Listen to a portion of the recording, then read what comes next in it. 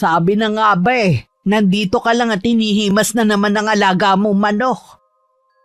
Sino naman ang gusto mong himasin ko ha, Aber? Ewan.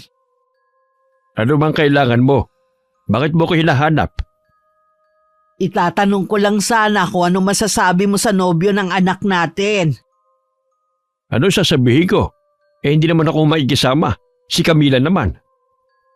Hindi ko lang kasi inaasahan na meron palang nobyo ang anak natin Akala ko puro lang siya trabaho at puro sa anak ang atensyon.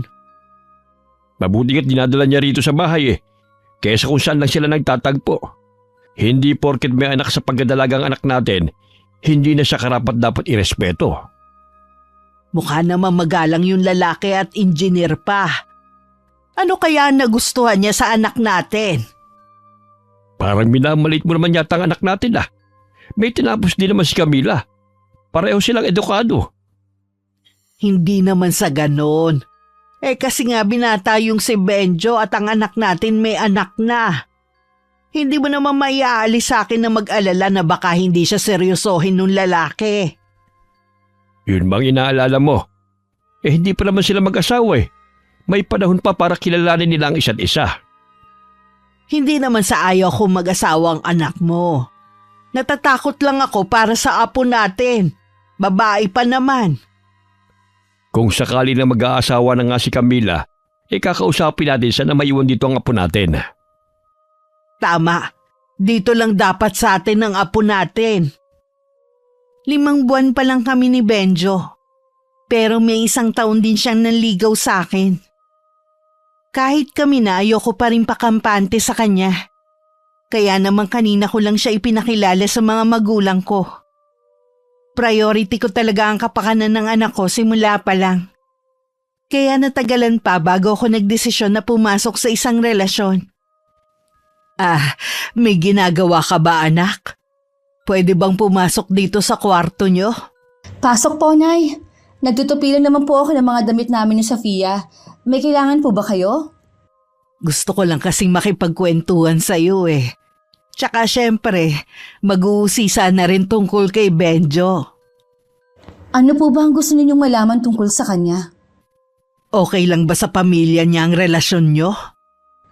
Hindi ko pa po kasi sila nakakaharap Pero sabi naman po ni Benjo, ayos lang naman daw sa kanila.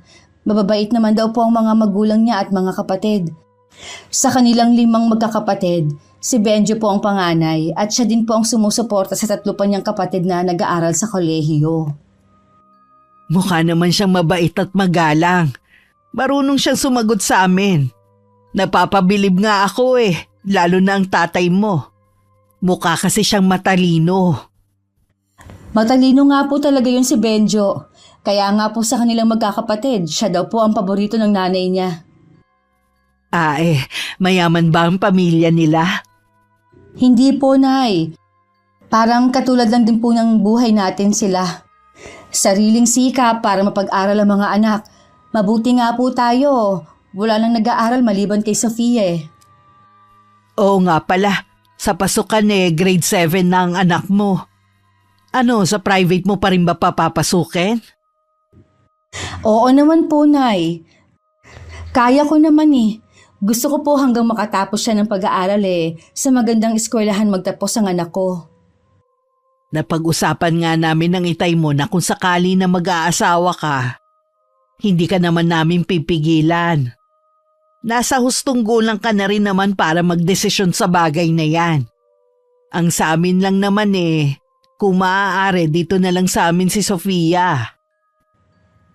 Nay, gusto ko rin po kasing makasama ang anak ko. Kaya hindi ko po masasabi kung iiwan ko sa inyo kung sakali man na mag-aasawa ako. Napag-uusapan na ba ninyo ni Benjon tungkol sa kasal? Ang totoo po niyan nagpapahiwatig na po siya ng kasal. Ikaw, ano bang pasyam mo? Sigurado ka na ba sa kanya? Oo naman po. Hindi ko po siya sasagutin kung hindi po ako sigurado sa kanya. Pag-isipan mo pa rin yung tungkol kay Sofia ha. Kung sakali man na maiwan siya sa amin hindi naman namin siya pababayaan ng itay mo. Tsaka, hindi mo maiaalis sa amin ang mag-alala.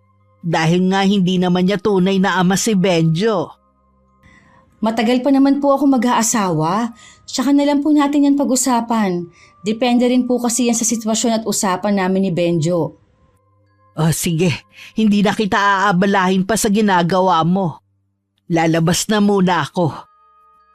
Nang mga sandaling yun sa bahay ng mga magulang ni Benjo, mainit silang nagtatalo ng kanyang ina. Tutol kasi sa relasyon namin ng kanyang ina na hindi rin naman ipinapaalam sa akin ni Benjo. Ano? Namanhikan ka na ba sa bahay ng nobya mo kaya ka nandun kanina? Gusto lang po ni Camila na formal ko makilala ang kanyang mga magulang. Tapos ano? Ipinakilala ka niya sa anak niya bilang ama?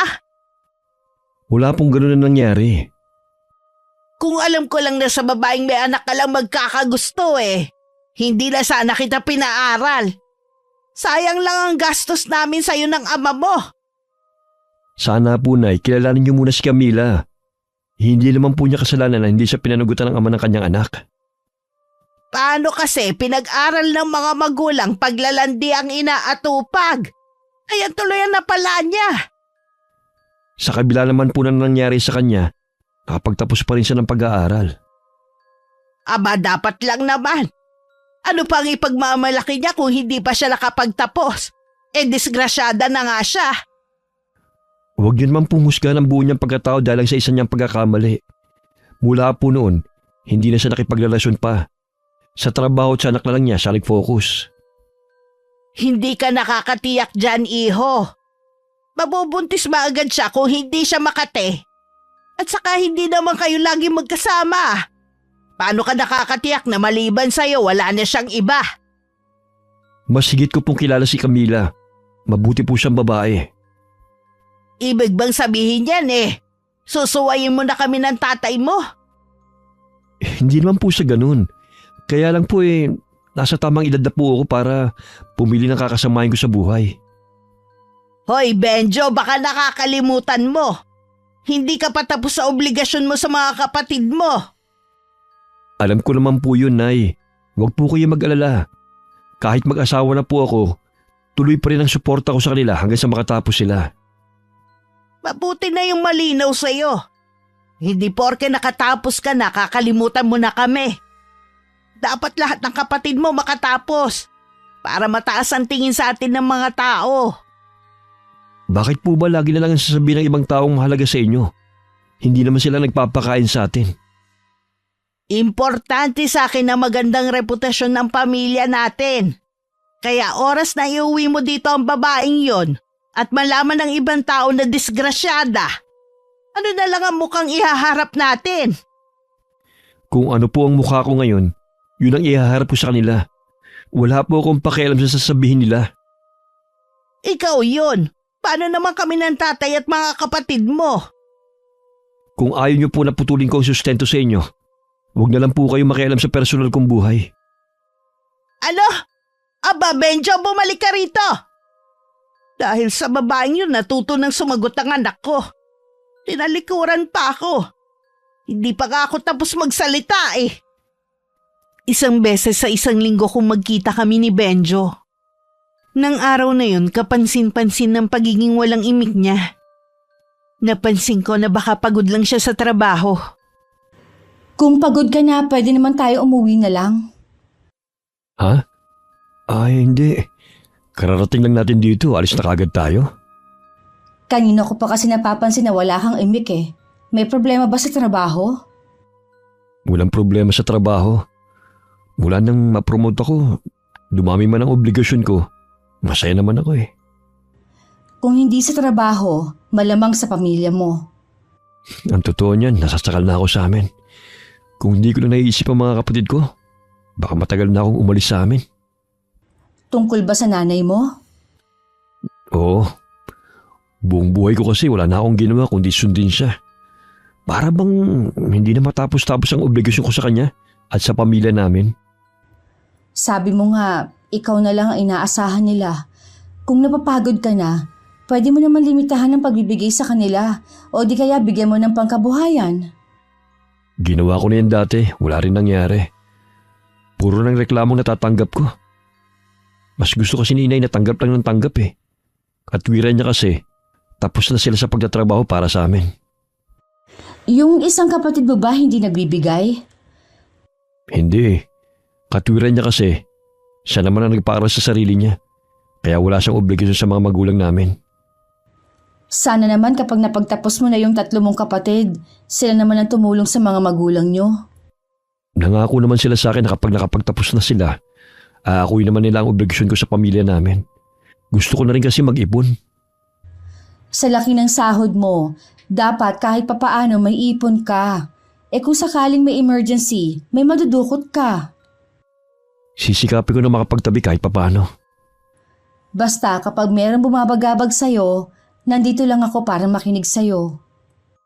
Naging maayos naman ang relasyon namin ni Benjo sa mga sumunod na linggo. Hanggang sa inimbita niya ako sa bahay nila. Sa kauna-unahang pagkakataon nakilala ko ang mga magulang niya. Maayos naman ang pakikiharap ng tatay at ng 3 niyang kapatid na pinapaaral. Maliban sa sumunod sa kanya, maging ang nanay niya na pagdating pa lang namin, malamig na ang pakikitungo sa akin. Pwede ba kitang makausap bago ka umuwi? Sige po. Salamat nga po pala sa hapunan. Ang sarap po ng mga ulam. Tatapatin na kita, iha. Hindi kita gusto para sa anak ko. Hindi ko siya pinalaki na maayos at pinag-aral. Para lang ang makuha niya, isa lang disgrasyada. Hindi ko naman po kasalanan na magkaroon ng anak sa pagkadalaga. Hindi ko naman po yun inilihim sa anak ninyo. Tinanggap naman po niya ang nakaraan ko. Wala akong pakialam kung tanggap ba ng anak ko ang nakaraan mo. Sana inalam mo muna kung matatanggap ka ba namin. Pasensya na po kayo. Hindi ko po kasi alam na ayaw niyo sa akin. Wala po kasing binabanggit si Benjo sa akin eh. Ngayon alam mo na, siguro naman makikipaghiwalay ka na sa anak ko. Mag-uusap po kami ni Benjo. Baka naman magdrama ka pa sa harapan ng anak ko, ha? O di kaya siraan mo pa ako. Hindi ko po gagawin yon. Kung maayos niyo pong napalaki si Benjo, ganun din po ang pagpapalaki sa akin ng mga magulang ko. Kung talaga nagabayan ka ng mga magulang mo, hindi ka sana nabuntis ng maaga. Wala pong pagkukulang ang mga magulang ko. Nasa akin po ang malaking pagkakamali. Di inamin mo rin na malandi ka. Kaya paano ko ipagkakatiwala ang anak ko sa iyo? Baka mamaya hindi pa man kayo kasal. Meron na agad kapalit si Benjo. Ang ibig ko pong sabihin, kasalanan nagmahal ako sa maling lalaki. Hindi po dahil sa malandi ako. Pinaganda mo lang pero ganun pa rin yon. Kung inuna mo muna sana ang pag-aaral mo, hindi ang pakikipagnobyo, hindi ka agad mabubuntis. Kahit naman po ganun na nangyari, nakatapos naman ako.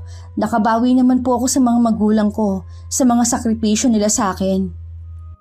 Kahit ano pang sabihin mo, hindi kita matatanggap sa pamilya ko. Kaya kung ako sa iyo humanap ka na lang ng ibang lalaki. Naiiyak na ako ng mga sandaling yun kaya napatango na lang ako. Nang dumating si Benjo, nagpaalam na siya sa nanay niya na ihahatid lang ako sa amin. Pero sabi ko sa kanya sasakayan na lang para hindi siya mapagod. Ayaw sana niyang pumayag. Pero sumigunda ang nanay niya. Akala ko hanggang sa kanila mo pa ihahatid ang babaeng yun. May pangalan po siya, Camila. Kahit ano pang pangalan niya, wala akong pakialam. Kaya po ba malamig ang pakikitungo niyo sa kanya? Anong sinabi niyo kanina habang magkausap kayo? Kilala mo ko, anak. Hindi ako magaling makipagplastikan. Siguro sinabi niyo kay Camila na ayaw niyo sa kanya para sa akin. Mabuti na rin na alam niya agad na hindi siya welcome sa pamilya natin. Sa inyo lang naman Pero kay tayo sa mga kapatid ko, okay naman si Camila. Ano ba nakita mo sa babaeng yun, ha? Ordinaryo lang naman ang ganda. Hindi lang naman po ang panlabas ang mahalaga. Mahal ko po si Camila dahil sa ugali niya. Para sabihin ko sa iyo, Benjo, sa umpisa lang mabait ang babaeng yon. Darating ang araw ilalabas din niya ang tunay niyang ugali. Problema ko na po yun. Hindi naman po kayo makikisama eh. Bakit ba ang tigas ng ulo mo ha? Ayaw mo makinig sa akin. Alam ko kung ano makakabuti sa'yo. Talaga po ba? Bakit niyo po hinahadlangan ang kaligayahan ko? Alam ko na hindi ka magiging masaya sa babaeng yon. Kaya wag mo na siya ulit mapupuntahin dito sa bahay natin kahit kailan. Hindi na po talaga. Pagkatapos na naging trato niyo kay Camila, akong nahihiya sa kanya eh. Pero hindi po ibig sabihin nun, hihiwalayan ko na siya. Sige, makipagmatigasan ka sa akin. Ito ang pakatandaan mo. Hindi ka magiging matagumpay sa pagiging swail mo sa akin. Hindi ko po gusto na maging suwail. Pero sobra na po kayo sa pakikialam sa akin. Sa tanda ko ba namang ito? Gusto niyo pang saklawan ang mga desisyon ko sa buhay? Hindi porke matanda ka na, hindi na kita pwedeng pakialaman. Makikialam ako sa'yo hanggat nabubuhay ako. Mabuti pa siguro umalis na lang ako sa bahay na ito. Baka sakaling magkaroon pa ako ng katahimikan. Sige, umalis ka. Kalimutan mo kami mga magulang mo na malaki ang sakripisyo sa'yo. Dahil lang sa babaeng yun, handa mong talikuran ng obligasyon mo sa amin. Sinusumpa ko, hindi ka magiging masaya sa babaeng yun. Kinabukasan, nagchat na lang ako kay Benjo na wag na muna kami magkita. Ilang beses na rin siyang tumatawag pero hindi ko sinasagot. Hanggang mapansin na ng mga magulang ko na hindi na dumadalaw si Benjo sa amin. Mukhang hindi na yata pumupunta dito si Benjo ah. Masyado bang busy? Hindi ko po muna pinapapunta dito. Ha? Bakit naman? Nag-away ba kayo? Ayoko lang po siyang papuntahin dito sa atin. Baka nga po makipaghiwalay na rin ako sa kanya. Bakit gusto mo siyang hiwalayan? Kasi po, Nay, hindi ako gusto ng nanay niya eh. Hindi ba maganda ang pinakita sa'yo ng pamilya niya nung nagpunta ka sa kanila? Okay naman po ang tatay at iba niyang kapatid, maliban sa nanay niya. Tsaka, kinausap niya ako bago ako umuwi na ayaw nga niya sa akin para kay Benjo. Sinabi ba ng nanay ni Benjo ang dahilan kung bakit ayaw niya sa'yo? Dahil po sa pagkakaroon ko ng anak sa pagkadalaga. Napakababaw naman ang dahilan niya. Hindi lang naman ikaw ang naanakan lang at walang asawa. Baka naman dahilan lang niya yun. Hindi ko po alam, Nay, pero ang sakit po ng mga sinabi niya sa akin. Ano ba ang masakit? Yung mga sinabi ng babaeng yun o yung makikipaghiwalay ka na kay Benjo? Siyempre po, yung makikipaghiwalay kay Benjo. Yun naman pala eh. Huwag mong intindihin ng nanay niya. Ang mahalaga naman nagkakaintindihan kayo ni Benjo. Kesa naman pareho kayong magdusang dalawa. Tingin ko po kasi, Nay, hindi rin kami magiging masaya kung alam namin natutol sa akin ang nanay niya. Pag-isipan mo pa rin kung ano matimbang sa'yo. Sa huli kahit ano pang payo namin ng tatay mo, syempre ikaw pa rin ang masusunod. Naguguluhan nga po ako ngayon eh. Ang sakit na ng ulo ko kakaisip. Ipahinga mo muna ang isip mo. Baka naman magkasakit ka na niyan. Pati trabaho mo maaapektuhan na rin.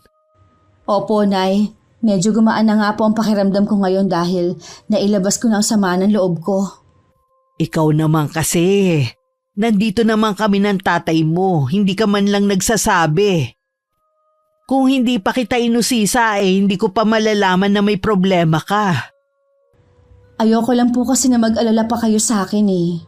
Natural lang na mag-alala kami ng itay mo dahil anak ka namin. Kaya sa susunod huwag ka na maglilihim, ha? Opo, Nay. Ang mabuti pa magpahinga ka na sa kwarto niyo ni Sofia. Baka mamaya mapuyat ka rin sa kakaisip. Bumawi ka ng tulog, ha? Sinunod ko ang sabi ni Inay. Maaga ako nagpahinga. Dahil nga puyat ng ilang gabi agad ako nakatulog. Samantala hinanap naman ng inay ang itay sa likod kung saan naroon ng mga panabong at ilang inahing manok na alaga niya. Kanina pa kita hinahanap, nandito ka lang pala. Gabi na, bakit hindi ka pa pumapasok sa loob ng bahay? Tinignan ko lang ang mga alaga ko, mga manok. Wala na bang mahalaga sa'yo kundi ang mga alaga mong manok? Bakit ba nagdadrama ka na naman dyan, ha? Pinapansin mo na naman itong mga alaga ko. Akala mo naman hindi ka nakikinabang kapag nagkakatay ako. Paano kasi sa kaabalahan mo? Hindi mo alam na may problema na ang anak nating si Camila. Napapansin ko nga na tahimik siya nitong mga nakaraang araw. Gusto ko kasi na magkusa siyang magsabi sa akin kung may problema siya. Nagsabi na ba siya sa'yo? Oo, hindi na ako nakatiis na magtanong Nag-away ba sila ni Benjo kaya siya balungkot? Hindi sila nag-away. Pero gusto nang humiwalay ng anak mo kay Benjo. Ha? Ang gulo naman. Hindi sila nag-away, pero gusto nang humiwalay ni Camila. Ano bang dahilan niya? Hindi siya gusto ng nanay ni Benjo dahil sa pagiging dalagang ina ng anak natin. Ang babaw naman ng nanay ni Benjo. Yun nga ang sabi ko Baka may ibang dahilan ng nanay ni Benjo. Buo na ba ang desisyon ni Camila na makipaghiwalay? Sabi ko nga pag-isipan niya. Sa tingin ko naman hindi makikipaghiwalay. Kita naman na mahal niya si Benjo. Tsaka kung sakali hindi naman ang nanay ni Benjo ang pakikisamahan niya. Nag-aalala tuloy ako. Kung maghihiwalay sila, maigi na rin yun. Kesa naman magiging sakit palila ng ulo ang magiging biyanan niya. Naisip ko rin yun. Kaya lang nagmamahalan naman sila. Kung siya nga magiging biyanan ni Camila, baka hindi rin sila matahimik kapag mag-asawa na sila. Kung sakali man magkatuluyan sila, syempre hindi tayo papayag na dun sila tumira. Hindi naman siguro papayag si Benjo na magsama ang nanay at ang anak natin sa iisang bubong. Sa bagay nga, tingin ko naman kay Benjo kaya niyang panindigan ang anak natin. Kung sakali na hindi rin talaga sila magkakaayos, mabuti pang wag na siyang mag-asawa. Ilaan na lang niya ang oras sa anak niya. Wala naman talaga kasing matinong lalaki ang tatanggap sa mga katulad niya Alam mo, hindi ko alam kung pinagtatanggol mo ba ang anak natin o minamata mo pa Alam mo naman dito sa atin, konserbatibo pa rin ang mga tao. Hindi lahat bukas ang isip pagdating sa mga babaeng naanakan lang. Akala mo ba hindi ako nasasaktan kapag nakakarinig ako ng hindi magandang salita tungkol sa anak natin? Kung alam mo lang, sinisisi ko pa rin ang sarili ko sa nangyari sa kanya. Naging maluwag kasi tayo sa kanya nung nag-aaral pa siya Ganon din naman ako noon. Pero nung dumating si Sofia sa buhay natin, naglaho ang lahat ng yun. Naging masaya ang buhay natin. Siya naging magandang bunga sa nagawang pagkakamali ng mama niya. Yun nga lang. Tsaka naging mabuting ina sa kanya si Camila. Kita mo naman kung gaano niya kamahal si Sofia. Pang mabuti pa pumasok na tayo. Pinapapak na kasi ako ng lamok Tinatablan ka pala ng kagat ng lamok, akala ko hindi na Oo naman. Ano kakala mo? Balat ng kalabaw na hindi tinatablan? Oo na, tara na sa loob. Dahil sa ilang araw naming hindi pag-uusap ni Benjo, lagi ring mainit ang ulo niya sa kanila. Iniiwasan din niya ang inang si Aling Saida. Habang buhay mo na lang ba kung iiwasan ha? Kung galit ka, bakit hindi mo sabihin sa akin? Ano pong silbi ng pag-iipag-usap ko sa inyo kung hindi rin naman kayo nakikinig? Ang tungkol lang naman sa babaeng yun ang ayokong marinig Yun ba ang dahilan mo ha? Kaya alis ka na maaga at uuwi naman ng gabing-gabi na at nakainom pa. Sa tingin mo habang buhay mo ko maiiwasan? Dahil sa inyo ayaw na akong kausapin ni Camila. Alam ko gusto na niya makipaghiwalay sa akin. Mabuti naman kung makikipaghiwalay na siya sa'yo. Hindi naman kasi kayo bagay Dapat nga ikaw ang mang-iwan sa kanya at hindi siya. Para malaman ng mga tao na hindi naman talaga siya karapat-dapat na seryosohin ng mga lalaki. Nadidinig niyo ba na yung mga sinasabi niyo? Kapwa niyo babae?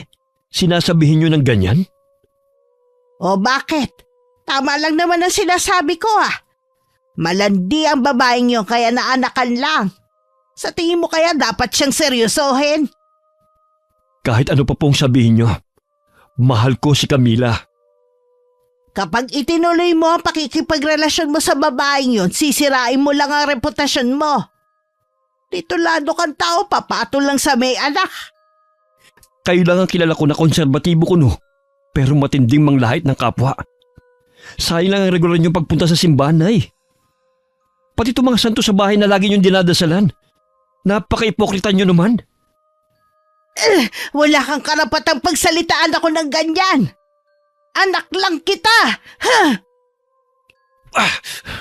Kahit paulit-ulit niyo po ko sampalin, hindi niyo na mababago pa ang isip ko kung ano ang tingin ko sa inyo. Tignan mo ang ginawa ng babaeng yun sa'yo. Mula nang makilala mo siya, nag-iba ka na. Hindi po si Camila nagpabago sa akin, kundi kayo. Sobrang taas ang tingin niyo sa sarili niyo. Akala niyo ni minsan hindi kayo nagkamali sa buong buhay niyo. Hindi talaga, dahil ginagabayan ako ng Diyos para hindi magkamali. Huwag niyo pong gamitin ang pangalan niya para masabi lang na malinis kayo. Hindi mo kasi matanggap na marumi ang babaeng gusto mo Oo na, kayo na ang pinaka-perpekto sa lahat. Saan ka pupunta? Tatalikuran mo na naman ako. Nag-uusap pa tayo, bumalik ka dito. Benjo! Nang pumasok si Benjo sa kwarto niya, agad niyang kinuha ang mga damit at basta na lang inilagay sa maleta. Nagpasya siyang umalis na lang kaysa lumala pa ang away nila mag-ina. Nadaanan pa niya ang ina na nakaluhod sa isang santo at nagdadasal. Sandali lang niyang sinulyapan ng ina bago lumabas ng bahay. Ano ang ginagawa mo dito?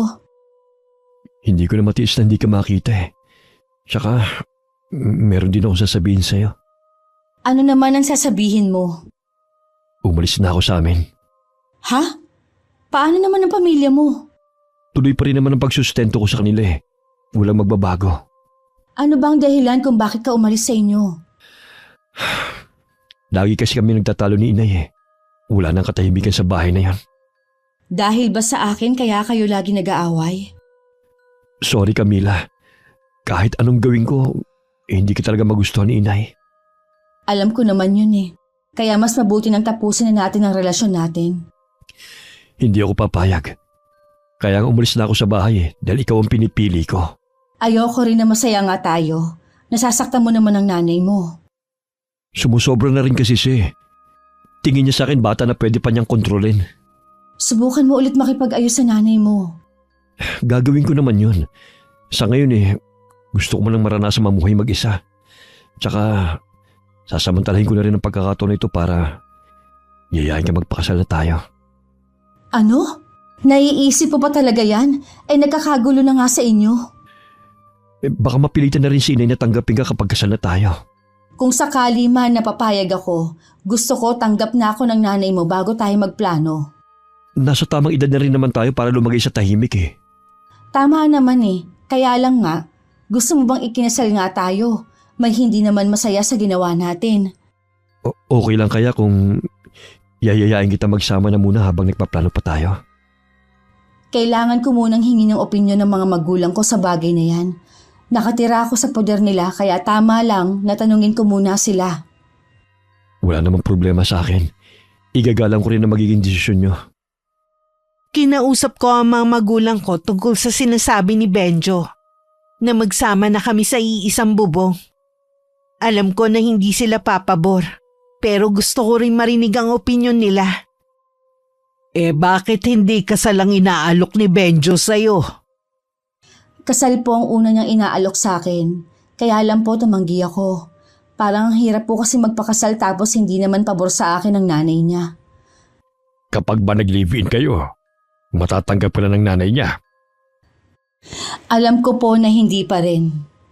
Yun naman pala Hindi kami papayag ng nanay mo. Lalo mo lang kasi pinabababa ang tingin sa'yo ng mga tao. Oo nga anak, tama ang tatay mo. Makakapaghintay naman tayo kung kailan kayo makakapagpakasal eh. Opo, Nay. Tay. Sabi naman ni Benjo igagalang niya kung ano ang magiging desisyon ninyo. Kumusta na pala si Benjo at ang nanay niya? Umalis na po si Benjo sa kanila. Hindi na raw po niya matagalan ng pag-uugali ng nanay niya Ikaw ba ang lagi nilang pinagtatalunan, ha? Opo, kaya nga po gusto ko na makipaghiwalay sana. Kaso po ayaw naman niya. Mabuti ang may paninindigan si Benjo. Sayang nga lang, ayaw sa'yo ng nanay niya. Kung talagang gusto nyo na magsama, magpakasal kayo kahit simple lang. Gusto ko po sana na nandun ang pamilya niya para maging buong kaligayahan namin. Hindi yung nagsasama nga kami, alam ko na may nagagalit sa amin. Nako, kung kaharap ko lang ang magiging biyenan mo, pangangaralan ko siya. Sa tingin ko may ibang dahilan pa kaya inaayawan niya si Camila. Baka dahil din sa selos. Iniisip niya siguro na magiging karibal niya ang anak natin. Baka hindi na makapagbigay sa kanila si Benjo kapag mag-asawa na sila. Wala naman po akong balak na pigilan si Benjo sa pagtulong sa kanila. May sarili naman po akong trabaho Dahil makasarili ang nanay niya, hindi niya yun nakikita. Kung talagang may plano na kayo, pwede makipag-usap sa amin si Benjo para maging formal lamang. Sasabihan ko po si Benjo, Nay. Nagsumbong ang bunsong kapatid ni Benjo sa kanya. Tungkol sa pagpapakalat ng kanilang ina sa tunay na dahilan ng pag-alis niya sa kanila. Bumalik siya para kunin ang mga naiwang panggamit. At tuluyan na siyang nagdesisyon na umalis ng bahay nila. Mabuti naman umuwi ka dito sa bahay natin. May kukunin lang ako kaya umuwi ako rito. Ha? Teka lang, ano ginagawa mo? Bakit mo inilalagay ang mga natira mong damit sa bag? Ito nga po ang dahilan kung bakit ako bumalik. Kukunin ko ang mga natirang gamit ko. Aalis din kagad ako at hindi na babalik. Talaga bang iiwan mo na kami? Alam mong ikaw lang ang inaasahan ng mga kapatid mo. Huwag po kayo mag-alala. Susuportahan ko pa rin kayo at mga kapatid ko. Tatanaw pa rin ako ng utang na loob sa ginawa niyong pagpapaaral sa akin. Anak, pag-usapan naman natin to. Hindi kailangan umabot sa ganito. Ano na lang ang sasabihin ng mga tao? Hindi ba ipinagkalat niyo na kaya ako umalis dahil kay Camila? Dahil na-impluwensyahan niya ako? Bahala na po kayo kung itutuloy niyo pang paninira sa kanya. Aalis na rin naman ako Hindi ko na yung madidinig pa. Totoo naman kasi ang sinasabi ko Hindi niyo naman talaga kilala si Camila para siraan. Bahala ka na kung gusto mo umalis sa bahay na to. Kung ano man ang mangyari sa akin, walang dapat sisihin kundi ikaw. Marami naman kayo dito sa bahay Sigurado hindi kayo pababayaan ng mga kapatid ko. Iba rin kasi kapag nandito ka sa bahay Ikaw ang kailangan ko. Kailangan ko rin po kasi mapag-isa. Masyado na po ako nasasakal sa bahay na ito at sa inyo mismo. Hindi ka na ba talaga papapigil ha, Benjo? Pasensya na po, Nay. Hindi na po. Pagkatapos ng lahat ng hirap ko sa'yo, ito pa pala ang igaganti mo. Puro sama ng loob. Huwag niyo na po akong dramahan. Hindi po ako nadadaan sa paganyan-ganyan niyo. Wala ka na rin talagang modo kung sumagot ngayon. Imbis na aluin mo ko. Pasensya na po, Nay. Kailangan ko nang umalis. May trabaho pa po kasi ako Dumaan lang ako rito sandali para kunin ang mga ito. Benjo, anak! Teka lang! Talagang hindi na kita mahawakan sa leeg. Leche talaga ang babaeng yun. Magbabayad talaga siya ng mahal. Formal na ring hiningi ni Benjo ang kamay ko sa mga magulang ko. Hindi pa nga lang kami nagtatakda ng petsa ng kasal. Marami kasi kaming kailangan pang ikonsidera, lalo na ang nanay niya. Hindi lang namin inaasahan ni Benjo na darating ang araw na susugod ng nanay niya sa bahay namin. Mawalang galang na po. Sino po ang hinahanap ninyo? Ako ang ina ni Benjo, nandito ba siya? Kayo pala ang nanay niya. Wala siya dito at kahit ang anak ko. Bakit mo naman dito hinahanap si Benjo? Ibig mo sabihin nagsasama na sila sa ibang bahay? Ang ibig kong sabihin nasa trabaho ang anak ko. Si Benjo naman marahil nasa trabaho o di kaya sa inuupahan niyang bahay. Doon mo siya dapat hinahanap. Nandito na rin lang naman ako, kakausapin na rin kita tungkol sa anak mo. Alam ko na ayaw mo kay Camila para sa anak mo. Pero hindi tama na panghimasukan mo ang buhay ng anak mo. Bakit hindi mo sila hayaan na lang? Sino ka para pagsabihan ako ng dapat kong gawin, ha? Ikaw kasi konsentidorang ina. Kaya naanakan na maaga yung anak mo. Baka nakakalimutan mo kung nasan ka. Hindi naman siguro masama kung ilugar mo yung sarili mo. Bakit? Ano ang gagawin mo sa akin, ha? Ingungungod ko lang naman yung pagmumukha mo kapag hindi ka umayos. Hindi pwedeng aastakan siga sa sarili kong pamamahay. Manang-mana talaga sa'yo ang anak mo. Oo naman, mana yun sa akin na mabait at may galang sa kapwa. Mabuti hindi nagmana sa'yo si Benjo. Pagsabihan mo yung anak mo na tigilan ang panunulsul kay Benjo. Hindi pa ba sapat na umalis na sa poder namin ang anak ko? Desisyon yun ni Benjo. Walang kinalaman ng anak ko. Ano wala? Mula nang makilala ni Benjo yung anak mo, naging swail na ang anak namin. Kung nagre-rebelde man ang anak mo, walang dapat sisihin kundi ikaw din. Masyado mo siyang kinokontrol. Pati personal niyang buhay gusto mong pakialaman. Para din sa kabutihan niya ang ginagawa ko. Natural lang na pangalagaan ko siya. Wala akong pakialam sa relasyon ninyo mag-ina. Ang sakin lang sana wag mong pagsasalitaan ng masama ang anak ko. Baka hindi ako makapagtimpi sa susunod. Ikaw ang magdahan-dahan sa mga sinasabi mo, no? Hindi mo ko lubos na kilala. Baka pagsisihan ng anak mo na nakilala niya ang anak ko. Mabuti pang umalis ka na rito habang kaya ko pang magtimpe. Ang kapal na mukha mo na dito pa talaga magbanta. Sige, alis! Ano ba? Huwag mo nga akong pagtulakan, ha? Higit pa dyan ang gagawin ko kapag hindi ka umalis. Oo na! Akala mo naman gusto ko nandito ako sa pamamahay ninyo.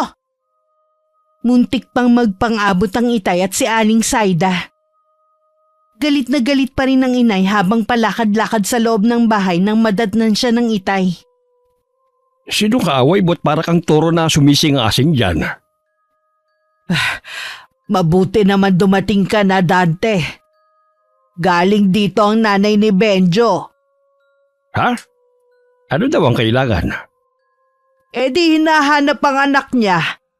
Akala yata nagsasama na dito ang dalawa. Bakit dito naman niya hahanapin si Benjo? Hindi doon sa inuupahan ng binata. Siguro kasi hindi pinaalam ni Benjo sa ina para hindi siya mapuntahan. Hindi na ako nagtataka kung bakit siya nilayasan ng anak. Nako, Dante, ayoko rin siya maging balain natin. Baka mamuti agad ang buhok ko sa kanya. May ugali talaga ang babaeng yun. Hindi ko tuloy maiwasan na mag-alala sa anak natin Makakapag-asawa nga ng matino. Sakit naman sa ulo ng magiging biyenan. Parang ayoko na tuloy sang ayunan ng pagpapakasal nung dalawa Tingin ko magiging kalbaryo lang ang buhay ng anak natin sa piling ni Benjo dahil sa magiging biyenan niya. Nagbanta pa ang babaeng yun sa mismong bahay natin. Sa susunod na bumalik siya rito, huwag mo nang tatagapin dito sa bahay natin. Bahala na maging bastos. Hindi na talaga. Kakausapin ko rin si Camila. Mabuti pa siguro na humanap na lang siya ng ibang lalaki. Yun sanang ulila na para wala na siyang pakikisamahan ng mga biyanan. Mabuti kung makinig sa'yo si Camila. Bakit hindi? Para din naman yun sa kanyang kabutihan Kausapin na lamang natin si Benjo. Tapos siya na lang bahala makipag-usap sa nanay niya. Kita mo nga na pati siya walang magawa eh. Pwes, kung hindi niya mapagsasabihin ng nanay niya, ako mismong tututol sa relasyon nila ni Camila. Pagdating ko sa bahay, agad na sinabi sa akin ng pagpunta ng nanay ni Benjo sa amin. Hindi ko maiwasang magtaka kung bakit sa bahay namin hahanapin ng anak niya. Hindi ko po alam ang motibo ni Aling Saida. Hindi naman namin akalain ng itay mo na ganun pala kalala ang ugali ng babaeng yon. Kaya kung ako sa'yo ngayon pa lang pag-isipan mo na kung talagang si Benjo na ang gusto mong makasama. Akala ko po ba ayos na po lahat? Hiningi na nga po niya ng formal ang kamay ko sa inyo Kasi hindi ko pa nakikilala magiging biyanan mo. Tingin ko hindi niya basta pakakawalan ng anak niya. Kapag naulit pa ang ginawa ng babaeng yun hindi na kami mananahimik ng tatay mo. Ay, sige po. Sasabihan ko po si Benjo. Ako na po ang humihingi ng dispensa sa ginawa ni Aling Saida. Sana naman po hindi magbago ang pakikitungo ninyo kay Benjo kapag nandito siya. Hindi naman iha. Kaya lang parang ayaw na nga namin pumayag ng tatay mo na magpakasal ka sa kanya Sabi niyo nga po, hindi naman si Aling Saida ang pakikisamahan ko. Pwede naman po kami magpakalayo-layo ni Benjo para hindi kami magulo ng nanay niya. Bahala na nga kayo. Buti sana kung mga bata pa kayo na pwede namin saklawan ng desisyon. Huwag na lang sanang maulit ang pumunta rito ang nanay niya. Mahirap man tayo. Hindi naman tayo mga bastos. Opo, Tay. Maiwan ko na po muna kayo. Tatawagan ko lang po si Benjo. Sige, iha. Mas naging komplikado patuloy ngayon dahil sa pakikialam ng nanay ni Benjo. Kaya ikaw, maging mabait ka sa mga manugang mo. Huwag mong gagayahin yung nanay ni Benjo. Oo naman. Mabunga nga lang ako pero mabait ako. Sa totoo lang, Becky, masama ang kutob dyan sa nanay ni Benjo. Sa tingin mo kaya may masama siyang gagawin? Hindi ako sigurado.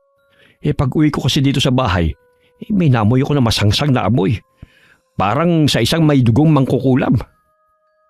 Ay Diyos ko, bigla naman akong kinikilabutan sa iyo Ang mabuti pa magpauso ka sa buong bahay para maalis ang anumang kamalasan na dala ng babaeng yon.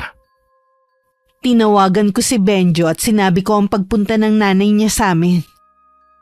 Hindi naman yun nagustuhan ng nobyo ko. Kinabukasan day off niya. Kaya umuwi muna siya sa kanila. Benjo, buti naman dinalaw mo kami. Kumain ka na ba ha? Bakit po kayo nagpunta sa bahay ng mga magulang ni Camila? Talaga bang ipinapakilala niyo ang tunay niyong ugali? Hindi ka kasi nagpapakita sa amin Kaya pinuntahan kita sa kanila.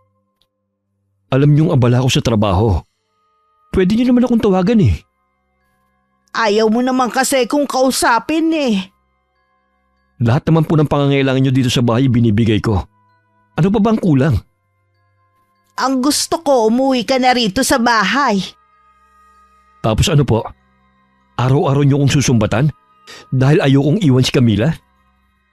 Dumating na pala si Cindy. Di ba pinagtuunan mo naman siya ng pansin dati? Siya na lang ang gustuhin mo. Hindi yung may anak na. Hindi ko gusto si Cindy. Tsaka ang layo niya kay Camila na edukadong tao.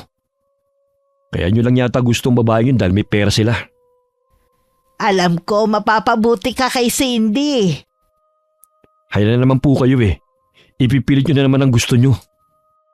Talaga bang hindi ka na mapakiusapan ha? Talaga bang inuubos mo na ang pasensya ko? Mali yata na nagpunta pa ako rito. Pakiusap ko sa inyo, huwag na kayong pupunta kina Camila. Bigyan niyo naman ako ng kahihiyan. Pagsisisihan mo ang ginawa mong to, Benjo. Tandaan mo! Lagi na lang kayo nagbabanta. Gawin niyo na lang ang gusto niyo. Hindi naman binigyan ng pansin ni Benjo ang mga banta ng kanyang ina. Inakala lang kasi niya na dahil lang yun sa galit. Lingid sa kanya may alam sa karunungang itim ang kanyang ina na itinago sa kanilang magkakapatid. Okay ka lang ba? Oo naman. Bakit mo naitanong? Namumula ka kasi at matamlay din eh. Baka sa sobrang init lang kaya ako namumula. Tsaka pagod kasi ako maghapon eh. Tapusin lang natin ang pagkain, tapos ihatid na kita sa inyo. Gusto ko pa sanang mamasyal kaso hindi ko na talaga kaya. May ibang pagkakataon pa naman eh. Magpahinga ka na lang muna. May iba nga pala ako. Nagkausap na ba kayo ng nanay mo? Sa totoo lang, hindi ko na alam ang gagawin ko. Habaan mo lang ang pasensya mo. Nanay mo pa rin siya. Kahit nga ang itay at mga kapatid ko, kinakausap na rin siya pero hindi talaga siya nakikinig. Sabihin mo lang kung nahihirapan ka na. Pwede naman ako magparaya eh. Hindi naman ako papayag nun. Paano kung hindi tayo tigilan ng nanay mo? Kaya nga hindi ko sinasabi kung saan ako nakatira eh. Basta, huwag ka pa rin magsasawa sa pagbibigay ng tulong sa kanila. Oo naman. Wala namang ibang tutulong sa kanila kundi ako. Huwag mo munang intindihin kung paano tayo makakaipon para sa kasal natin. Pasensya ka na ha, kung hindi kita mabibigyan ng bonggang kasal. Ano ka ba? Hindi naman yun ang mahalaga sa akin eh. Salamat sa walang sawang pangunawa sa akin. Pagkatapos naming kumain, hinatid na ako ni Benjo sa bahay. Hindi na rin siya nagtagal. Pakiramdam ko ng mga oras na yon, hinang-hina ako. Ayos ka lang ba, iha? Opo, Nay. Napagod lang ako. Si tatay po. Oo nga pala, umalis kanina. Tumawag kasi ang hipag niya. Na-aksidente daw ang kapatid. Ang tiyo Wancho mo. Kaya umalis siya agad. Dapat nga sasama ako eh. Kaya lang iniisip ko si Sofia. Walang mag-aasikaso. Kumusta na kaya si Chong? Kanina ko pa nga hinihintay ang tawag ng tatay mo eh. Gusto ko na rin makibalita. Sana naman po hindi ganun kalubhang naging aksidente ng kapatid niya. Oo nga, dadalawa na lang pati silang magkapatid. Baka hindi mo na makauwi ang itay mo ng ilang araw. Bakit parang hinihingal ka dyan? Ay, ewan ko nga po ba. Ang bilis ng pintig ng puso ko. Hindi naman po ako kinakabahan. Bakit nga kaya? Halika nga, hihipuin ko yung noo mo. Oh, wala ka namang lagdat ah. Ang lamig ng pawis mo. Ano bang nararamdaman mo? Parang pagod lang po yung pakiramdam ko. Sobrang sipag mo kasi sa trabaho eh. Mula noon hindi ka pa nakakapagbakasyon. Alam niyo naman po may anak akong kailangang buhayin. Hindi po ako pwedeng tumigil kahit sandali sa trabaho. Inaalala ko kasi baka naman magkasakit ka. Isa po yan sa ipinagdarasal ko na sana huwag mangyari sa akin. May awa ang Diyos. Hindi ka niya pababayaan. Si Sofia nga po pala. Nasa bahay ng kaklase. Malapit lang naman ang bahay dito sa atin eh. Napakaswerte ko sa anak ko. Kahit lumaki siyang walang ama, napakabait naman niyang bata. Nasa pagpapalaki rin yan kasi. Hindi porke buo ang isang pamilya eh. Magiging maayos na ang paglaki ng mga bata. Oo nga po. Nay, pwede po bang kayo na lang ang maghintay kay Sofia? Gusto ko na po kasi magpahinga na. Hindi ka na ba kakain ng hapunan? Busog po ako. Nagmerienda po kasi kami ni Benjo bago niya ako hinatid. O sige, magpahinga ka na. Ako na ang bahala kay Sofia. Habang naglalakad ako papasok sa kwarto, pakiramdam ko kasing gaan lang ako ng papel. Umiikot din ang paningin ko. Kaya agad na akong humiga nang hindi na nagpapalit. Kinabukasan nagising ako na mabigat ang pakiramdam. Magkaganon man pinilit ko pa rin pumasok sa trabaho pero bago ako makalabas, nawalan na ako ng malay. Pagising ko, nasa tabi ko na ang inay. Ano po ang nangyari? Nahimatay ka kanina. Mabuti na lang naging maaga pang anak mo at nasalo ka niya bago pa mabagok ang ulo mo. Para ka kasing puno ng saging na nabuwal eh. Hindi ko po matandaan, Nay. Ang alam ko lang, papasok ako sa trabaho kanina. Kumusta na ang pakiramdam mo? Medyo masakit lang ang ulo ko at nangihina po ako. Magtapat ka nga sa akin, Camila. Buntis ka ba? Ho? Buntis? Hindi po, Nay. Maniwala po kayo, hindi ako buntis. Ay, naniniwala ako sa iyo. Gusto ko lang kasing makatiyak. Natuto na po ako sa naging pagkakamali ko minsan. Hindi ko na po yun uulitin. Mabuti naman kung ganon. Ayoko lang kasing maging tampulang ka na naman ng tukso ng mga taga rito. Nay, hindi pa po ba uuwi ang itay? Tumawag nga pala siya kanina habang natutulog ka. Malala pala ang naging aksidente ng kapatid niya. Kailangan daw putulin ang kanang binte at nadurog. Baka matagalan daw siya bago umuwi. Kawawa naman pala si Tio Wancho. Oo nga eh. Pero yun talaga ang kapalaran niya. Wala na tayong magagawa pa. Kailangan ko po palang tumawag sa opisina. Hindi na kailangan. Kanina boss mo yata ang tumatawag. Si Sofia ang nakipag-usap eh. Sinabi nga na nahimatay ka. Nagbili ng boss mo na magpahinga ka na muna ngayong araw. Ay, akala ko po mawawalan na ako ng trabaho. Naisip ko kaya siguro nangyari din yan sa'yo. Para mabigyan mo naman ng pahinga ang sarili mo. Siguro nga po, Nay. May gusto ka bang kainin ha? Wala po, Nay. Gusto ko lang po matulog. Sige, maiwan na muna kita dito ha. May gagawin lang ako sa labas. Mamaya babalik ako. Akala ko dahil sa pagod lang kaya ako nahimatay. Pero inabot na ng ilang araw ang sama ng pakiramdam ko. Dinalaw naman ako ni Benjo ng araw na yun. Sasamahan kita magpatingin sa doktor para malaman natin ang sakit mo. Nangihina lang naman ako eh. Maliban doon wala naman akong ibang nararamdaman sa katawan ko. Mabuti na rin yung nakakasiguro tayo. Nag-usap na kami ng inay mo. Pumayag siyang samahan kita sa pagpapacheck up. Kinakabahan ako. Nung huli kasi akong makapasok sa ospital ng mga anak ko kay Sofia. Huwag kang kabahan, kasama mo naman ako eh. Naabala pa tuloy kita. Hindi ka abala sa akin, tandaan mo yan.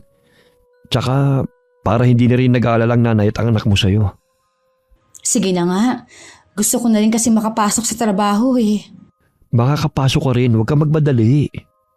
Alam mo naman na meron akong anak na umaasa sa akin. Kung pwede lang sana na hindi ako magkasakit eh. Naiintindihan naman kita eh. Mag-aayos na ako para makaalis na tayo agad. Tatawagin ko lang inay mo para may makatulong ka sa pag-aayos. Wala naman nakitang sakit ang doktor sa akin. Niresetahan lang ako ng mga vitamins at gamot para maging mahimbing ang tulog ko sa gabi. Binanggit ko kasi na hindi ako makatulog sa gabi. Kaya pagdating sa araw, inaantok at nanghihina ako. Salamat iho sa pagsama kay Camila ha. Hindi niyo na po kailangan magpasalamat. Obligasyon ko na rin po si Camila. Kaya lang duda ko sa sinabi ng doktor na tumingin sa anak ko. Sigurado ba sila sa pagsusuri nila? 2 doktor po ang tumingin kay Camila. Pareho po sila na naging pagsusuri. Si nanay talaga. Parang gusto niya pang may malala akong sakit. Hindi naman sa ganon. Nawala nga ang pag-aalala ko eh. Uwi na po muna ako. Tumawag po kasi ang kapatid ko. Kailangan raw umuwi muna ako sa amin. Baka may emergency sa bahay niyo. Oo nga iho. Babalik na lang po ako bukas. Camila, pagaling ka ha. Huwag mong kalimutang inumin yung gamot na nireseta sa'yo. Oo, mag-iingat ka. Ay, Napakabait talagang bata. Mabuti na lang nandyan para samahan ka. Oo nga po, habang tumatagal mas lalo ko pong nakikilala si Benjo. Masasabi ko na mabuti siyang tao, lalo na sa mga kapatid. Tapos ang nanay niya hindi man lang makita ang halaga niya. Sana nga po magbago na ang nanay niya. Muntik ko na makalimutan. Meron nga palang nagpadala sa'yo ng bulaklak. Hindi ko naman alam kung kanino galing. Teka, kukunin ko. Inilagay ko sa isang florera na may tubig para hindi malanta. Kanino kaya galing yan, Nay? Hindi kaya galing kay Benjo? Sana po binanggit na niya kanina. Ito, kakaiba nga ang mga bulaklak. Hindi pangkaraniwan. Para naman pong pampatay ang mga bulaklak na yan. Bakit mo naman nasabi? Dahil po sa kulay ng mga bulaklak. Itapon na lang po ninyo yan, Nay. O sige, kung yan ang gusto mo. O bakit napapangiwi ka riyan? Bigla po kasing sumakit ang ulo ko. Mabuti pa magpahinga ka na lang muna. Baka napagod ka kanina. Opo, Nay. Nang makauwi si Benjo sa kanila, wala naman sa bahay ang kapatid na nagchat sa kanya. Ang naabutan lang niyang naroon ay ang mga magulang niya. Nasaan po si Eman? Pumasok na siya sa eskwelahan, iho. Akala ko meron siyang importanteng sasabihin sa akin. Ako ang nagsabi sa kanya na papuntahin ka rito. May kailangan po ba kayo? Gusto ko kasing humingi sa'yo ng pasensya, anak . Kung sumusobra na ang pakikialam ko sa buhay mo, sana mapatawad mo ko. Bigyan mo sana ako ng isa pang pagkakataon. Totoo po ba yan? Oo, anak. Gusto ko rin sanang humingi ng paumanhin sa nobya mo. Sigurado po na matutuwa si Camila nito. Pwede mo ba siyang imbitahin dito sa atin? Gusto ko kasing makabawi sa kanya . Pwede naman po, kaya lang hindi ko lang po kailan. May sakit po kasi si Camila ngayon . Ha? May sakit si Camila? Trangkaso ba o malala? Wala naman po makita ang sakit ang doktor na tumingin sa kanya . Baka pagod lang po sa trabaho. Dapat ingatan niya ang sarili. May anak pa naman siyang umaasa sa kanya. Oo nga po. Gusto na niyang pumasok sa trabaho pero nangihina pa siya. Huwag niya kamong puwersahin ang sarili. Mas mahalaga ang kalusugan niya. Salamat po na nagmamalasakit kayo sa kanya. Akala ko hindi na kayo magbabago pa . Nung umalis ka rito sa bahay, marami ako napagtanto na mali kong ginawa. Nahihiya nga ako sa iyo . Salamat po, Nay. Akala ko talaga ikakasal kami ni Camila na hindi tayo nagkakaayos. Meron na bang petsa kung kailan ang araw ng kasal ninyo? Wala pa po, Nay. Pero formal ko na pong hiningi ang kamay niya. Ipinagmamalaki ka namin ng tatay mo, anak. Huwag po kayong mag-alala. Kahit ikasal na kami ni Camila, tuloy pa rin pong suporta ko sa inyo. Salamat, anak. Alam ko na hindi mo na kami obligasyon pero wala namang kaming ibang maaasahan kundi ikaw . Naiintindihan ko naman po yun. Siya nga pala, kapag dumalaw ka ulit kay Camila, ibigay mo tong maliit na santo na yari sa kahoy. Itabi niya kamo sa pagtulog. Siguradong gagaling siya agad. Kamukha po ito ng santo na kulay itim na lagi niyong dinadasalan? Oo, maliit na replika yan nun. Ibibigay ko po ito sa kanya bukas. Kinabukasan, pagdalaw ni Benjo, ibinigay niya agad sa akin ng maliit na santo. Inilagay ko yun sa tabi ko. Hindi ko rin maitago ang saya ko dahil sa wakas, natanggap na rin ako ng nanay niya. Sa wakas, dininig na rin ang panalangin ko. Akala ko hanggang maikasal tayo hindi ako matatanggap ng inay mo. Masasabi ko na isang himala ang nangyari. Hindi ako makapaniwala na magbabago pa ang inay. Lahat naman ng tao pwede magbago . Tama ka. Kailangan mo na magpalakas. Gusto kasi ni inay na imbitahan ka sa bahay. Oo, pipilitin ko na magpalakas agad. Excited na ako makaharap ang nanay mo. Dapat siguro magpaaraw ka sa umaga. Namumutla ka na kasi dahil lagi ka lang dito sa kwarto. Hindi kasi ako makatulog sa gabi. Umaga na ako nakakatulog. Di ba niresetahan ka ng pampatulog ng doktor? Hindi naman tumatalab sa akin eh. Mas lalo nga akong gising na gising sa gabi. Dapat siguro magpa-check up ka ulit. Wala naman akong nararamdaman kundi panghihina. Sa ibang doktor naman tayo pupunta para makatiyak tayo kung ano ba talagang sakit mo. Benjo, ayoko nga lang banggitin to kay inay dahil ayoko mag-alala pa siya sa akin kung ano-anong naririnig ko sa gabi. Para bang merong naglalakad, tapos meron pang nagbubukas ng bintana. Paggising ko, bukas nga talaga. Akala ng inay binuksan ko lang. Baka naman guni-guni mo lang naririnig mo. Totoo lahat ng sinabi ko. Hindi ko yun guni-guni lang. Natatakot lang talaga akong magmulat ng mga mata ko. Hindi ba kasama mo si Sofia dito sa kwarto? Pinalipat ko muna sa kwarto ng nanay para kung sakaling may sakit ako, hindi siya mahawa. Sabihin mo sa nanay mo nangyayari sa'yo para masamahan ka niya sa gabi. Gusto man kitang samahan, hindi naman pwede. Lalabanan ko na lang ang nararamdaman kong takot. Pinakamabisang panlaban, dasal. Tsaka, ngayong nasa iyo na ang maliit na santo, itataboy nito mga naririnig mo at nakikita mo. Pakisabi sa nanay mo na salamat sa ibinigay niya.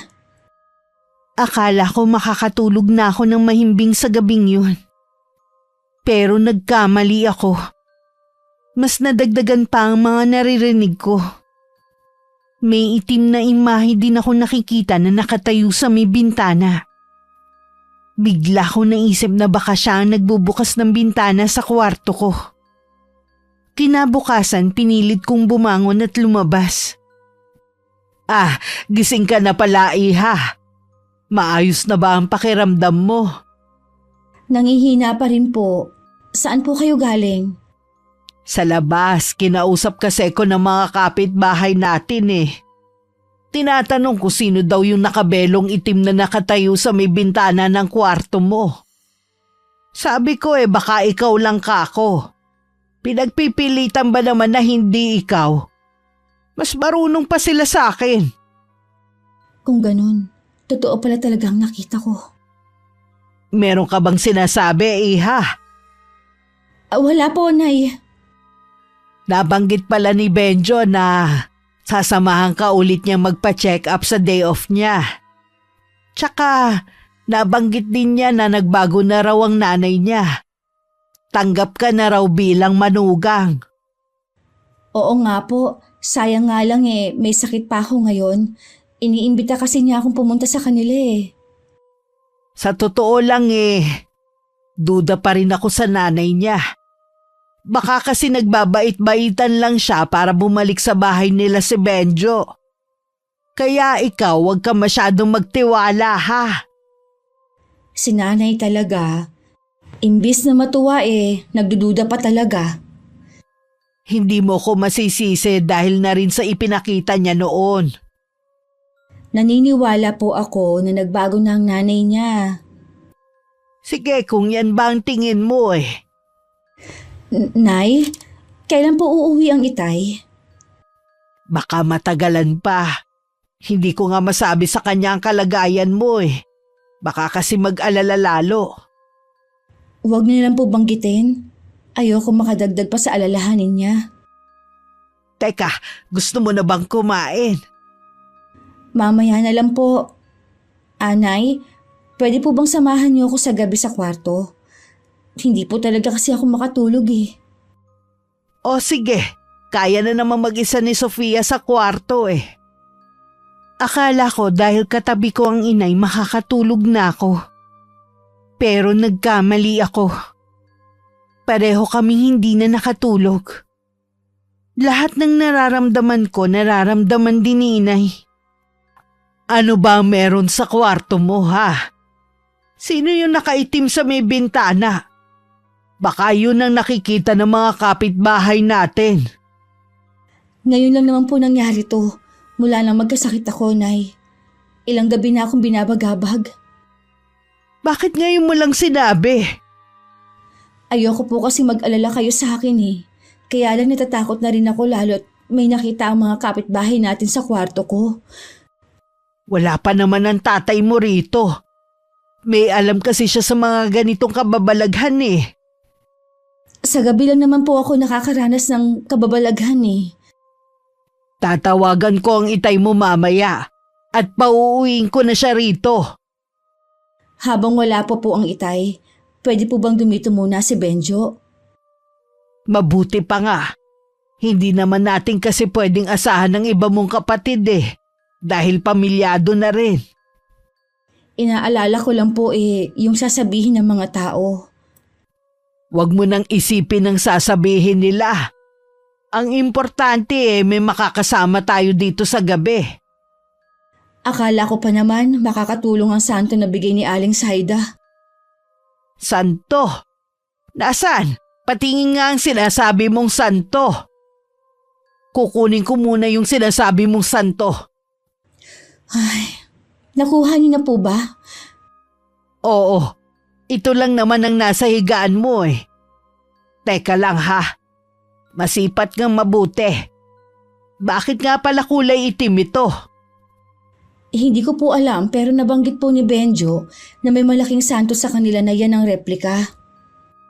Sa totoo lang wala akong alam na ganitong santo. Hindi man ako reliyosa. Pero ang inay ko kasi nung nabubuhay pa taong simbahan. Kabisado niya lahat ng santo at meron pa nga siyang koleksyon. Tingin ko hindi santo to. Ibang kilabot ang nararamdaman ko sa bagay na to.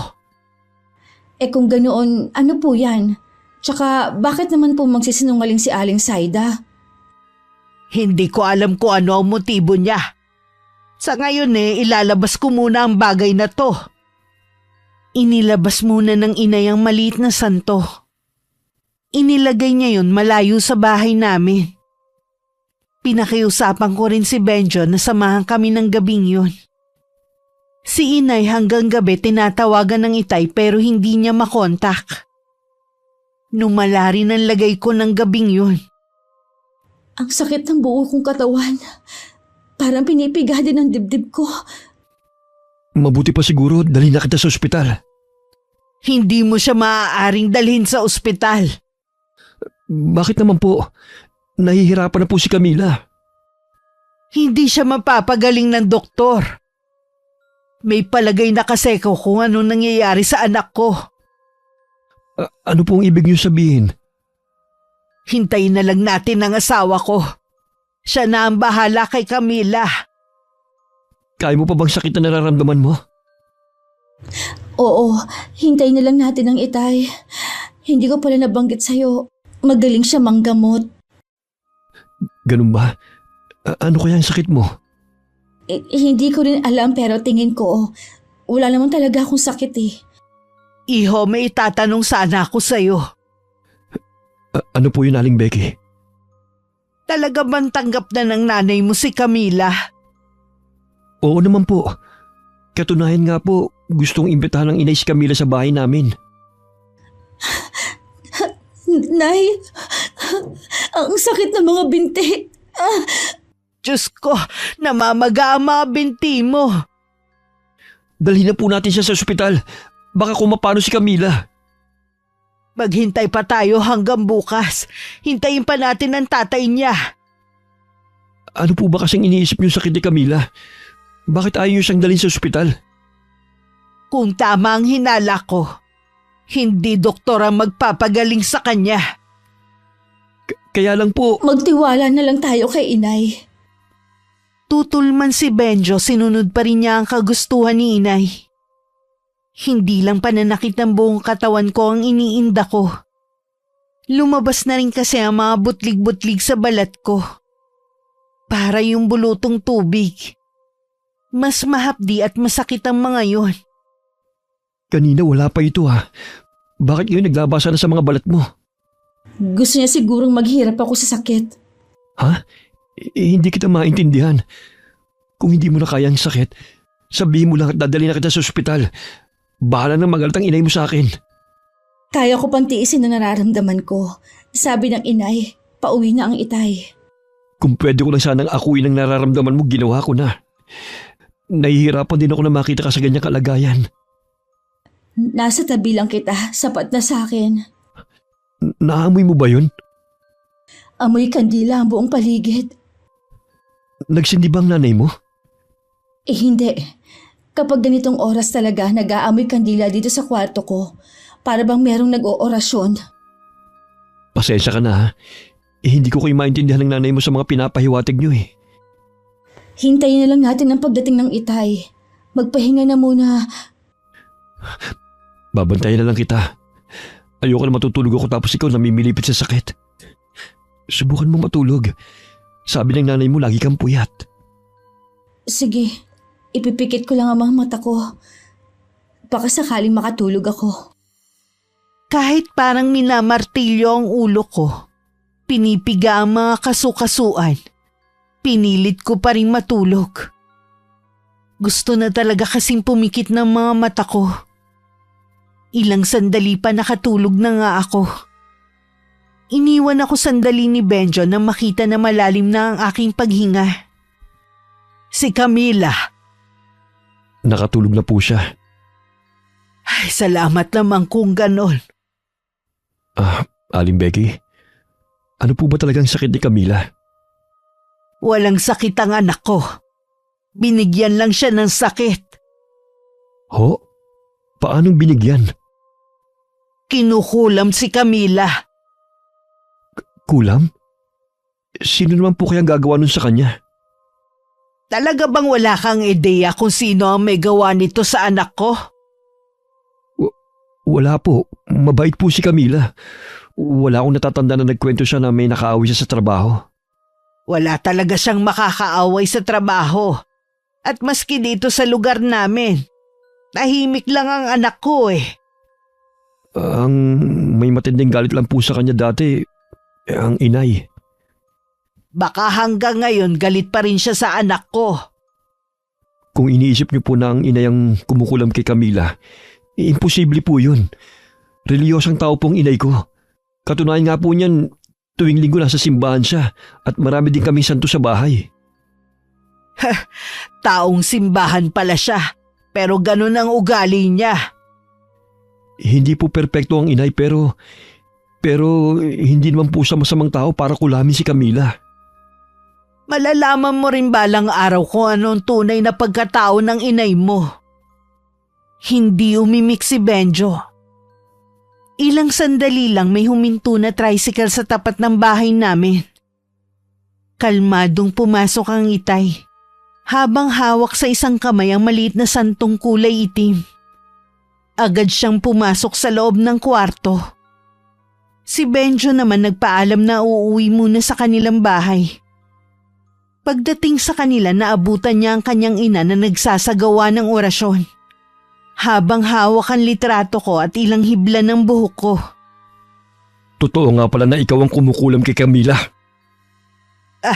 Benjo! Anong ginagawa mo rito? Kaya pala ayaw mo kaming pumapasok sa kwarto na ito. Dahil dito mo isinasagawa ang pangungulam mo.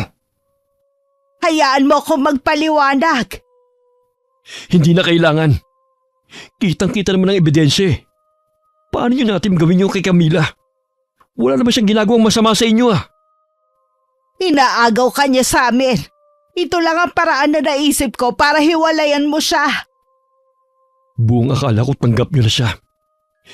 Yung pala may masama kayong balak. Hiwalayan mo ang babaeng yon para hindi ko ituloy ang ginagawa kong pagpapahirap sa kanya. Hindi ko po kayo susundin. Talagang hinahamon mo ko. Bakit namamatay ang mga kandila ko? Wala namang hangin na pumapasok ka. Isang manggagamot ang ama ni Camila.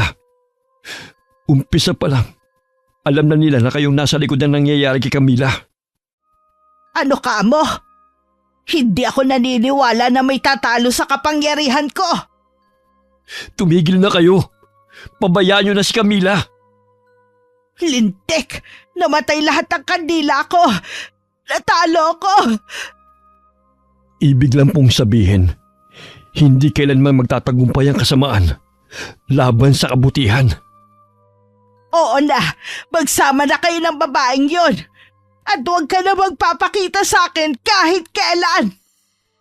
Sa kabila ng ginawa niyo, pinapatawad ko pa rin kayo. Nang bumalik si Benjo sa bahay namin, magaling na ako. Humingi din siya ng kapatawaran sa amin ng mga magulang ko sa ginawa ng kanyang ina. Magkaganon man, hindi na muling bumalik sa dati ang relasyon nilang mag-ina. Makalipas ang 1 taon, tsaka lang kami nagdesisyon na magpakasal ni Benjo. Wakas. Okay, shoutout po tayo. Shoutout sa Olarve family. Kay Cleo Abogadie. Reyna Selulang from Makamot, Binangonan, Rizal. Hello kay Aiko Villesa from Bahrain. Francisco Neng from Saudi Arabia. I Love Traveled. Kay Grace Limsiaco. Hello kay Bernadette Espiritu Anyani from Cebu City. Hello po sa Eneria family. Riel May Gibaga from Quezon, Bukidnon. Joan Basanta from Tuguegarao. Hello po sa Pelaro at Songco family from San Jose Occidental, Mindoro. Malin Rico from Novaliches, Quezon City. Aslam Lisa from Singapore. Hello din po kay Wideline Moring. Admako from Hong Kong. Jocelyn from Japan. Sheila Grace Kisagan from China. Minda Sanchez from Orion, Bataan. Anthony Villarosa from Bacolod City. Hello kay Lily One from Taiwan. Shout out sa Viohan family from Caloocan City.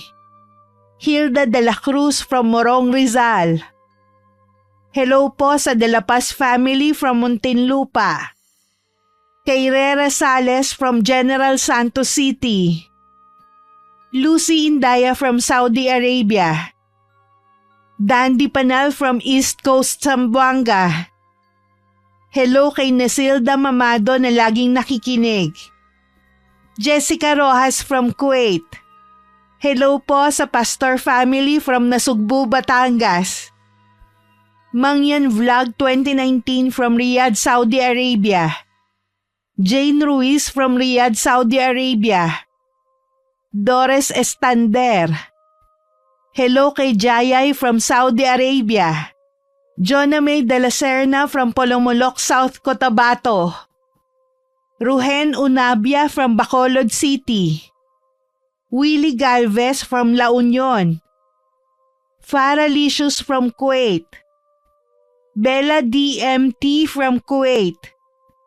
Mayrin Joy Reambonanza from Habonga, Agusan del Norte. At kay Maymay Hernandez at sa kanyang mga anak na sina JJ at Blessy. Maraming salamat po sa pagsuporta nyo at pakikinig. Hanggang sa susunod, ingat, God bless.